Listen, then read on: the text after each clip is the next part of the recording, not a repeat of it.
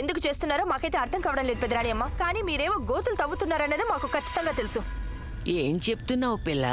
మాకు అర్థం కాలేదు. మాతో ఆటలాడే ప్రయత్నం మాత్రం చేయొద్దు పెదరాని అమ్మ. మేము రానా గారు కలిసి ఒంటరిగా భోజనం చేయకుండా ఉండేందుకు మీరు ప్రయత్నాలు చేశారు. ఆ తర్వాత మీరు ఓ పథకం ప్రకారం మా ముందు ఆ మద్యం సీసా తెచ్చిపెట్టారు. ఇక ఈ రోజైతే మీరు మితిమీరిపోయారు పెదరాని అమ్మ. మా స్థానంలో దేనికి పనికిరాని ఆ సేవకురాలి చేత దుర్గమ్మకు నైవేద్యం కూడా పెట్టిస్తారా? ఏమైంది పెదరాని అమ్మ? మీరేదో రాజు రాణి ఆట ఆడతామని బయలుదేరారే. ఈ రాజు దాసే ఆట ఎప్పుడు మొదలెట్టినట్టో?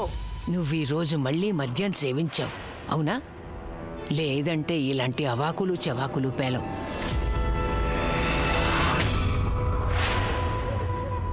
మేము ఇంతకు ముందు కూడా ఓసారి చెప్పాం పెదరాని అమ్మ, మమ్మల్ని పానకంలో పుడకల తీసి పారేసే ఆలోచన కూడా పెట్టుకోకండి. ఈ రాజేశ్వరి ఓ నల్లత్రాజు. దానితో ఆటలాడితే కాటేసి చంపుతుంది. ఒకవేళ మీరు మా వెనుక పన్నాగాలు పన్నుతున్నారని కనుక తెలిస్తే మేం వెళ్ళి రానా గారికి మీ విషయాలన్నీ ఒక్కొక్కటి చెప్పేస్తాం. అనగనగా ఓ నావలో ఇద్దరు వెళుతున్నారట. ఒకడు రెండో వాడి మీద అలిగాడు. వాణ్ణెలాగన్నా చంపాలని నావకి చిల్లి పెట్టాడు. ఏం జరిగింది? ఇద్దరూ మునిగి చచ్చారు. నువ్వు కూడా అలాంటి పిచ్చి పని చెయ్యాలంటే చేసుకో. నావని ముంచే ముందు ఒకటి గుర్తుంచుకో, నువ్వు కూడా నావలో మాతోనే ఉన్నావు. అర్థమైందా?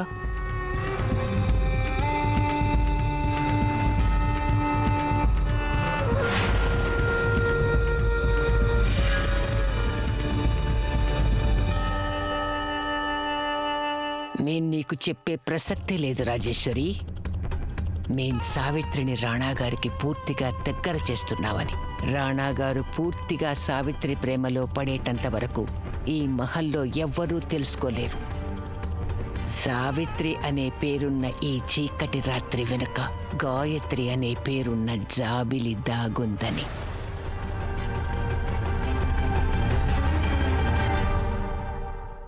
అన్నయ్య గారా, ఈ ప్రసాదం మహల్లందరికీ వంచు. దుర్గమ్మ ప్రసాదం ఇది, అందరి దినాల మళ్ళా.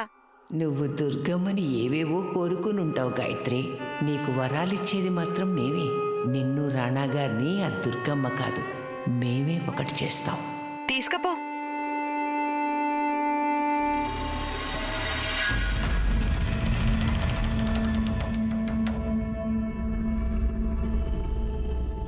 అవ్వా, నీ కళ్ళలాగా నీళ్ళేంది? ఈ రోజు నిన్ను రాణాగారి సరసన హారతి తీసుకోవడం చూసి గాయత్రి బాగా గుర్తొచ్చారు. ఇలా నిన్ను చూస్తే మాటకి చీటికి ఎందుకు గాయత్రి గుర్తొస్తుందో. మాకు నిన్ను చూస్తుంటే సేద తీరినట్టుంటుంది. గాయత్రి లేకపోతేనే ఈ మహల్లో గాయత్రి ప్రతిరూపం లాంటి నువ్వున్నావు. గాయత్రి కూడా పూజలన్నీ పూర్తయ్యాక అందరూ ప్రసాదం తీసుకున్న తర్వాతే తన వ్రతం విడిచేది. నువ్వేంది మట్టి కుండను చంద్రుని పోల్చనిక చూస్తున్నావేందవ్వా? వజ్రానికి దాని విలువేంటో తెలీదని ఎందుకే అంటారు. నీ విలువేంటో మాకు తెలుసు, దుర్గమ్మ తల్లికి తెలుసు. అందుకే మరి ఈరోజు దుర్గమ్మ తల్లి దర్బారులో అందరికీ ఒక విషయం రుజువైంది. ఎవరి మనస్సు ఉన్నతమైనదో, ఎవరి మనస్సు నీచమైనదో. నువ్వేమనుకున్నావు? ఇది కేవలం కాకతాళీయమనా? లేదు సావిత్రి, దుర్గమ్మ దర్బార్లో ఏదే కాకతాళీయం కాదు. అద్భుతాలు జరుగుతాయి, అద్భుతాలు. అద్భుతం కాక మరింకేమిటి? అక్కడే రాణిగారు ఉన్నప్పటికీ రాణాగారు నీతో నిలబడి పూజ చేశారు. దుర్గమ్మ తల్లి ఆశీర్వాదం ఇదంతా. నీకందిన సంకేతం ఇది. దుర్గమ్మ నిన్ను రాణాగారి సరసన చూడాలనుకుంటోంది. ఇక చూడవ్వా, నేనొక దాసిదాన్ని.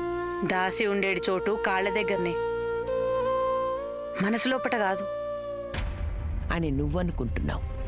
కానీ రాణాగారు అనుకోవడం లేదే. అయినా గాయత్రి కూడా రాకుమారేం కాదు, ఓ సాధారణ కుటుంబానికి చెందిన అమ్మాయి. రాణాగారు వారిని ప్రేమించారు, వారిని పెళ్లాడారు, రాజ్యానికి రాణిని కూడా చేశారు. అయినా అవ్వ, ఆయన నన్ను ఎందుకు ప్రేమిస్తాడు? నీలో అసలు కల్మషం ఉండదు సావిత్రి. నువ్వెంతో అమాయకురాలివి, ఎంతో మంచిదానివి. అందుకే నీకు తెలీదు నువ్వు రాణాగారికి కొద్ది రోజుల్లో ఎంత దగ్గరయ్యావు. ఒక్క మాట చెప్పనా, మా రాణాగారి సరసన నువ్వున్నంత వరకు వారికి ఎటువంటి ఆపద రాదనిపిస్తుంది. కలియుగం కానీ సత్యయుగం కానీ దుర్గమ్మ ప్రార్థనలు వింటుంది. ఆమెను నమ్మి ప్రార్థించాలంతే. ఏ నిర్ణయమైనా సరే నీ చేతుల్లో ఉంది. మేం చెప్పదలుచుకుందొక్కటే, మేము అడుగడుగున అన్ని సమయాల్లో నీకు తోడుంటాం. చల్లగా ఉండు. పెదరాణి అమ్మ, మీరెంత మంచివారు. రాణాగారు నాకు దగ్గర కావాలని దుర్గమ్మ తల్లిని వేడుకోమంటున్నారు మీరు. కానీ రేయింబవళ్ళు నా మనసులో ఆ ఒక్క ప్రార్థనే ఉంది.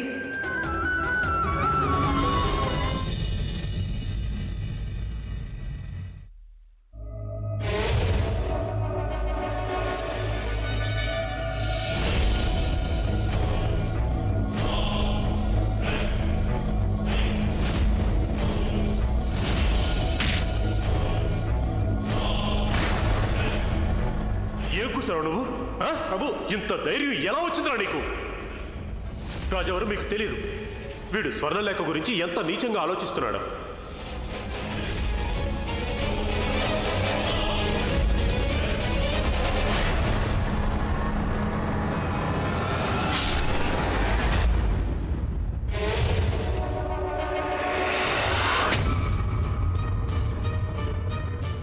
లక్షరాజ్, మమ్మల్ని క్షమించండి. మీకు అవమానాలు జరుగుతుంటే మేం వాటిని ఆపలేకపోయాం. మీరిప్పుడు ఈ లోకంలోనే లేరు, కానీ మిమ్మల్ని అవమానించిన వారు బతికే ఉన్నారు. రాకుమారి స్వర్ణలేఖ, ఇంకా కిరాయి మగాడు లక్ష్మణ్.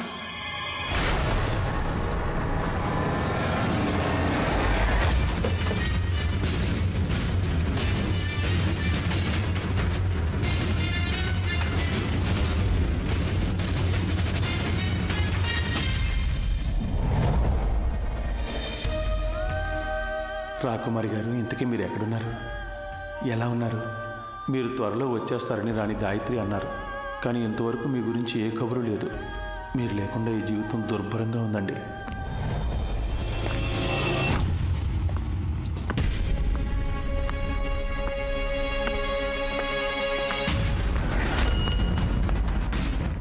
ఈ చిన్నరాణి వారు ఇంత రాత్రి వేళ అలా రహస్యంగా ఎక్కడికి వెళ్తున్నారు? ఈమె రాకుమారి గారి దగ్గరికి వెళ్ళటం లేదు కదా?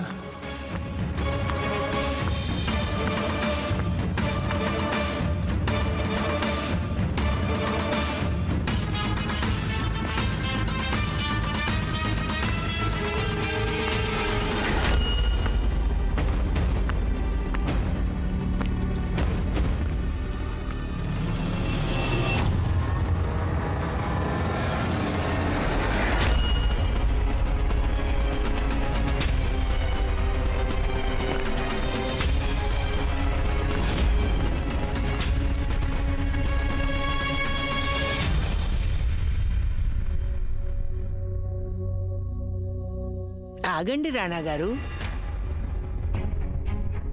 సంప్రదాయానుసారం ఈరోజు పూజలో మీరు ఎవరి పక్కన నిల్చున్నారో వ్రతం కూడా వారితోనే కలిసి విడవాలి. మీరంటున్నది నిజమే పెదరాణ్యమ్మ. ఈ వేడుకలు మనకు నేర్పేది కూడా అదే కదా. ప్రతి స్త్రీలోనూ దుర్గమ్మ అంశం ఉంటుంది. సావిత్రిని సాక్షాత్తు ఆ దుర్గమ్మ తల్లే అందరి ముందు ఆశీర్వదించింది. మీరు చెప్పినట్టే చేస్తాం. సావిత్రి, రా కూర్చో. వద్దదు, నాకు ఈయనే మంచి ఉంది. రా చాచా సాహెబ్, కూర్చో. కుర్చీలో కూర్చో. వద్దొద్దు, నాకు ఈయనే మంచి ఉంది.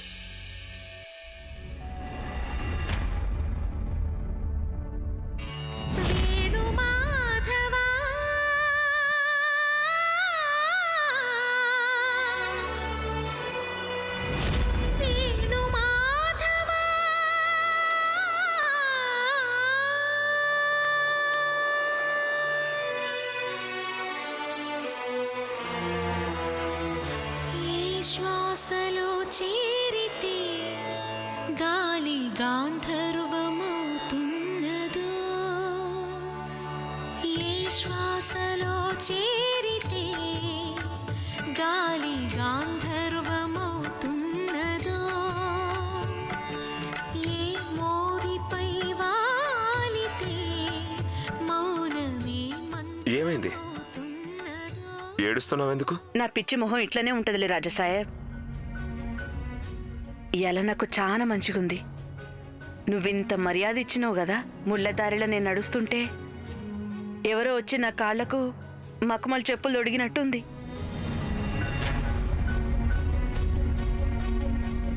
ఇవాళ జరిగిందంతా నేను ఎప్పటికీ యాద్మర్వ రాజసాహెబ్. మేము మర్చిపోలేము. పైగా ఇన్ని రోజుల తర్వాత మేము ఇంత రుచికరమైన పలహారం తింటున్నాం. మాకు ఈ పలహారం ఇంత ఇష్టమని మాకు అసలు గుర్తే లేదు. కానీ నాకు మంచి గుర్తుంది. ఏమన్నా? రాజసాహెబ్, నేను చేసిన వంటలే ఇంత నచ్చుతాయి అంటావు. మళ్ళీ నేను చేసిన బాదం హల్వా తిని చూడలే. తిన్నావంటే నీకు నీ సొంత మనిషి యాదకొస్తారేమో. మాకు నువ్వు చెప్పింది ఏమిటో అర్థం కాలేదు. తింటావు కదా, అప్పుడంతా యాదకొస్తుంది. ఎంత ఖుషి అయిపోతావంటే, ఎంతంటే ఎండిన బావిలా నీళ్లు పడ్డంత ఖుషి. నేను ఇప్పుడే తెస్తాగు.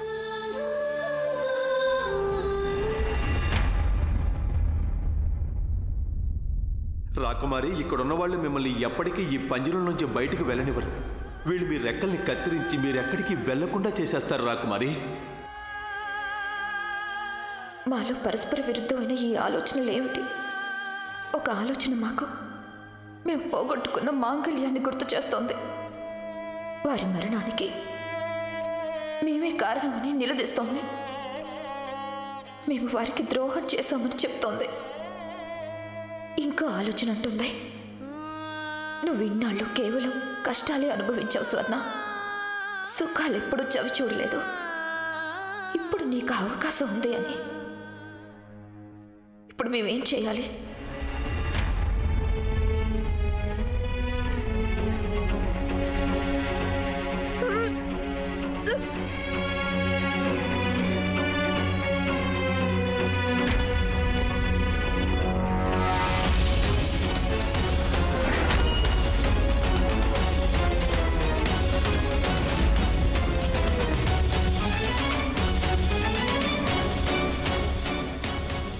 తల్లి కాబోతున్నామా?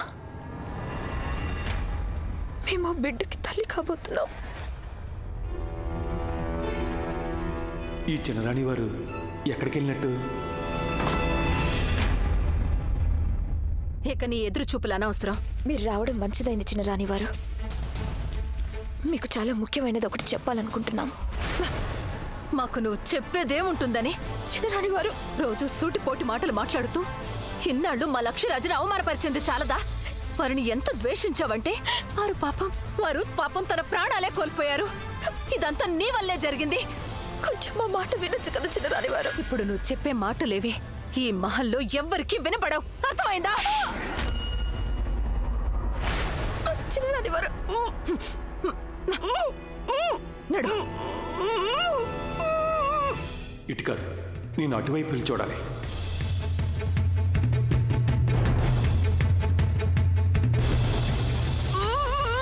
నిన్ను వదిలేదే లేదు.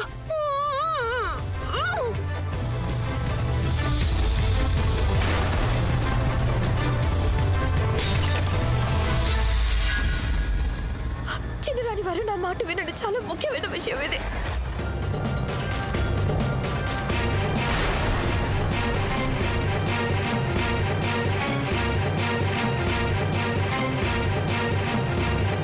చిన్నరాణి వారు నా మాట ఒక్కసారి వినండి.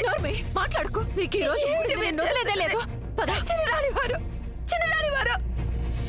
స్వర్ణ, ఆగు. చిన్నరాణి వారు నీ వల్లే నిన్ను చంపితేనే వారి ఆత్మకు శాంతి దొరుకుతుంది.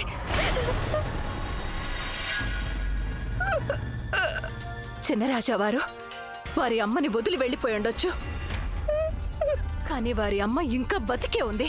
ఇక ఆ అమ్మే ఇప్పుడు నిన్ను అంతం చేస్తుంది స్వర్ణ. నీ సూటిపోటి మాటలతో వారిని చంపేశావు. అందుకే వారిని చంపిన నేరానికి ఈ అమ్మ నీకు మరణ శిక్ష వేస్తోంది. నువ్వు బతకూడదు స్వర్ణ. నా మాట వినండి చిన్న రాణి వారు, ఇది చాలా ముఖ్యమైన విషయం.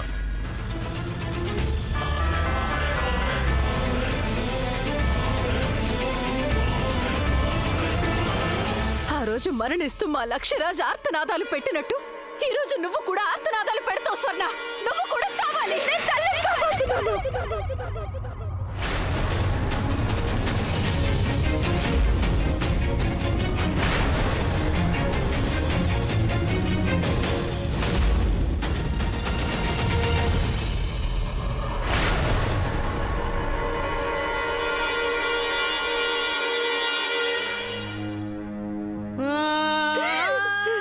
చిన్న రాణి వారు, మాకు ప్రాణం పోతుందని భయం లేదు, కానీ ఇప్పుడు మాది ఒక్క ప్రాణం కాదు, మేము బిడ్డకు తల్లి కాబోతున్నాం. మీరు మీరు మమ్మల్ని చంపకండి. మా బిడ్డ కోసం. అంటే ఏమిటి? బయట మా అబ్బాయి వారి చివరి శ్వాసను తీసుకుంటుంటే అప్పుడు నువ్వు నీ ప్రియుడితో కలిసి రాసలీల చేస్తున్నావా? ఇప్పుడు చూడు ఏం చేస్తామో. నిన్ను మామూలుగా చంపో, మేము నిన్ను హింసించి హింసించి చంపుతాం. చిన్నరాణి వారు, ముందు మేము చెప్తున్నది ఏమిటో వినిపించుకోండి. కడుపులో ఉన్న బిడ్డను చంపడం ఘోరమైన పాపం. ఆ అమాయక శిశువుని ఈ లోకంలోకి రాకుండానే చంపేస్తారా? అలా చేయకూడదు చిన్నరాణి వారు. మా అబ్బాయి గారు లక్ష్యరాజు బతుకున్నంత వరకు మేము మాకు వారసుని కోరుకున్నాం. కానీ ఇప్పుడు వారు మరణించాక ఇది వారి జీవితానికే ఓ కళంకం అవుతుంది. వద్దు. ఇప్పుడు మేము నీతో పాటు ఈ వారసుని కూడా చంపేస్తాం.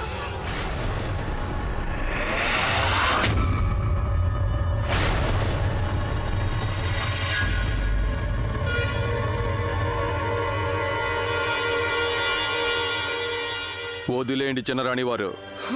లక్ష్మణ్ చూడు, నువ్వెప్పుడు మా మధ్యకు రావద్దు. మేము నీకు రెండింతలు డబ్బులిస్తాం. నువ్వు ఎంత అడిగితే అంత డబ్బిస్తాం. ఈ విషయంలో అసలు డబ్బుల ప్రసక్తే లేదు చిన్నరాణి వారు. ఈ మహల్లో ఆచరించే పద్ధతులు నాకు తెలియదు. కానీ ఇదే మా ఊళ్ళో అయితే ఎవరైనా తండ్రి కాబోతున్నాడు అంటే అతను పేదవాళ్ళందరికీ దాన ధర్మాలు చేస్తాడు. ఎంతో అదృష్టవంతులండి మీరు. ఈరోజు నేను మీ ప్రాణాల్ని మీకే దానంగా ఇస్తున్నాను. కానీ మళ్ళీ మీరు కనుక మా బాబు కేసి కన్నెత్తి చూసినా సరే ఒక్కటి గుర్తుంచుకోండి, దానం మాటి మాటికి ఇచ్చేది కాదు. మీరు కానీ రాజావారు కానీ రాకుమారి కేసి కన్నెత్తి చూసినా లేక హాని తలపెట్టాలని ప్రయత్నించినా నేను రాణాగారి ముందు అన్నీ చెప్పేస్తాను. అంతేకాదు ఇది నా బిడ్డ అని కూడా వారికి చెప్పేస్తాను.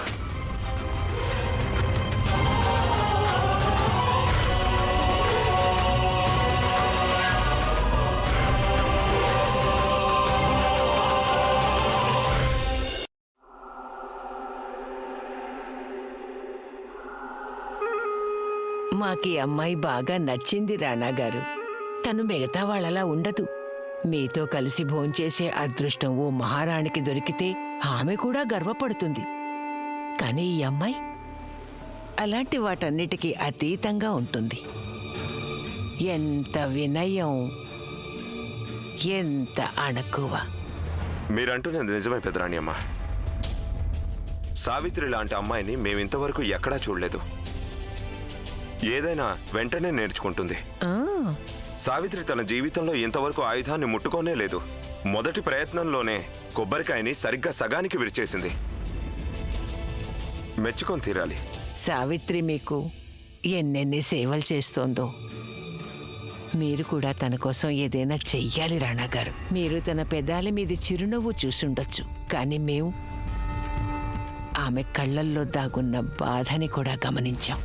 ఆమె బాధ దేని గురించో మాకు తెలీదు, కానీ ఆమెలోని ఆ బాధ మాకు తన నవ్వులో వినిపిస్తుంది. తనకేదో చెప్పుకోలేని దుఃఖం ఉన్నట్టుంది పాపం. కానీ పైకి చెప్పకుండా ఎప్పుడూ నవ్వుతూ ఉంటుంది. అయితే దుఃఖం అనేది కనిపించక మానదు. మేమనేది ఏంటంటే రాణా గారు, మీరు ఆ అమ్మాయి కోసం ఏదైనా చేస్తే ఆమెలోని బాధ కొంతవరకు తగ్గుతుంది. మేం సావిత్రి కోసం తప్పకుండా ఏదైనా చేస్తాం పెదరాణి అమ్మ. సావిత్రి ఇన్నాళ్ళు రాణాగారి దగ్గరికి వెళ్ళడానికి జంకింది. రాణాగారు ఆ దృష్టితో తన్ని చూడటం లేదనుకుంది.